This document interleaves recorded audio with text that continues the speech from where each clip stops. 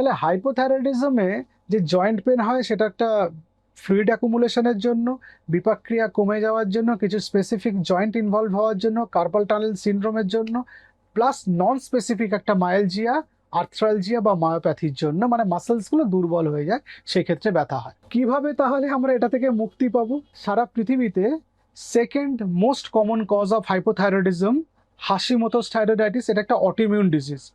এই autoimmune disease যদি থাকে তাহলে অন্যান্য অটোইমিউন ডিজিজ হওয়ার সম্ভাবনা বেড়ে যায়। আমরা জানি রিউমাটয়েড আর্থ্রাইটিস একটা অটোইমিউন ডিজিজ। এই রিউমাটয়েড আর্থ্রাইটিস হলে দেখা যায় যে হাইপোথাইরয়েডিজমের সঙ্গে যদি কোনোভাবে অ্যাসোসিয়েটেড থাকে তাহলে ব্যথা হতে পারে, জয়েন্ট পেন হতে পারে, মাসেল পেন হতে পারে, গায়ে ব্যথা হতে পারে, পিঠে ব্যথা হতে পারে।